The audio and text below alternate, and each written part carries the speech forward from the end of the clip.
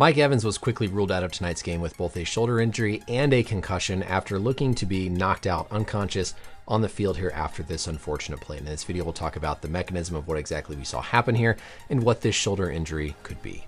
Welcome back, everybody. I'm Dr. Brian Sutterer, and the goal in this channel, as always, is to teach you more about the medical side of the sports world. So let's take a closer look at the unfortunate scenes here with Bucs wide receiver Mike Evans. Of course, Evans has been coming back. Just today, he's back from a hamstring injury. He's had quite a bit of an absence. It's so terrible to see somebody get injured, always in their first game back with nothing to do with the initial injury. The report here is concussion and shoulder injury. And I'll admit, watching this back through, I'm surprised they didn't stretcher him off the field on a backboard. It looked like when Evans was trying to get up and walk off the field that he was still extremely unsteady. And you have to trust in a situation like this that you're able to appropriately assess the neurologic function of the athlete when they seemingly look to still be dazed and woozy after hitting their head. Looking at this play here in slow motion, we can see how both the shoulder and the concussion occurred. Here as Evans goes down to the ground, he's turning his body to try to protect the ball, right? He doesn't want the ball to come out when he impacts the ground. And so just that instinct, that receiver training, he's rotating his body, but he doesn't get all the way around enough. And we see number one, his shoulder lands directly square on the turf. What this is going to do is put what we call an axial load, where the ground is pushing up this direction into his shoulder, into key structures like the AC joint and the clavicle, potentially leading to severe shoulder injuries. And in this case, what we of course saw with a shoulder injury.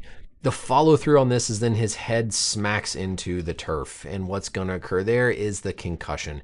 In this moment, as Evans is coming down to the turf, his brain is moving within his skull, surrounded by that cerebral spinal fluid. As his head impacts the turf, the helmet stops, the skull then hits against the side of the helmet, and the skull stops, but the brain continues to move. As the brain continues to move, you get all that energy and force transmitted into the neurons, transmitted into the cells in the brain, and the cascade of events that lead to the concussion. It looked like Evans was unconscious. They talked about why he dropped the ball here. He looked knocked out. I don't think there's any question in my mind, as motionless as we saw him laying on the field, that he was unconscious. We can then see as the medical staff is getting out there tending to him, they look like maybe they're examining his shoulder a little bit.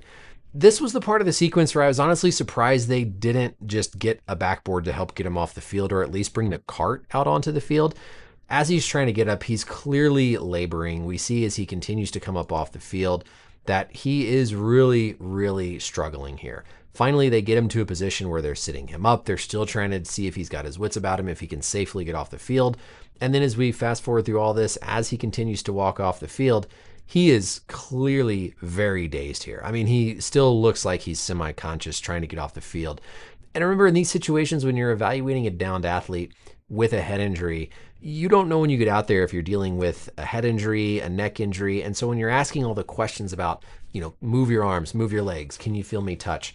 You have to assume that they're alert enough to respond accurately to your questions. And obviously, they were there. They answered the questions. They were talking to him and evaluated him. But just watching this scene, I'm surprised they didn't put him on a stretcher or backboard to get him off the field. By no way is this like negligence that they didn't, just something observing. I was surprised that we didn't see him taken off under a little bit more precautions. But they felt comfortable enough with getting him off the field. Obviously, if you can do that, that's great. Looking next at our biodigital anatomy tool, let's talk about the injuries I'm concerned with for his shoulder.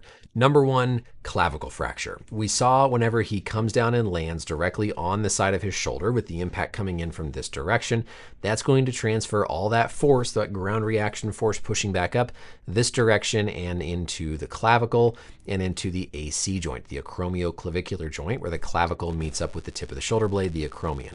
My number one concern is the amount of pain that he was in would be clavicle fracture. If he's got a clavicle fracture, even if they do surgery, this is going to be a multi-week, multi-month absence. Better case scenario would be an AC sprain. So the AC joint here is where the AC, the acromion, comes up to the C, the clavicle, and there are a lot of surrounding ligaments, the acromioclavicular ligaments running from the acromion, the tip of the shoulder blade, to the clavicle. That's going to be these guys right here. There's also going to be the coracoclavicular ligaments from the coracoid process of the scapula up to the clavicle. And so that force coming in from the ground as he lands directly on the side of his shoulder can disrupt this AC joint, can cause a clavicle fracture. And also something to never forget about when you're covering these games, can also injure the SC joint, the sternoclavicular joint. Similar to the AC joint, but instead at the sternum, the breastbone, where the collarbone meets the breastbone. These are certainly a higher risk injury acutely. If the collarbone is displaced posterior, meaning it goes backwards against the sternum, there's a lot of key blood vessels that sit back here behind the sternum, and so those can be severe emergencies. Get to the hospital right away. If it's anteriorly dislocated, meaning it's forward in this direction, not as significant, but still going to be worse generally than just an AC injury. So 2 things to look out for here with Evans. Of course, the concussion. Expect that to probably in and of itself keep him out this week, but I think more concerning the shoulder injury. Be worried about clavicle fracture, AC joint injury, and never forget about your SC joint injuries whenever you see a mechanism like this. Always push on the sternum, push where that collarbone meets up with the breastbone, because that is something you absolutely do not want to miss, especially if the collarbone is displaced backwards, posterior. That person needs to get to a hospital emergently. That's it for the video, everybody. Let me know as always any questions or comments down below. And until next time, we'll see you later. Bye.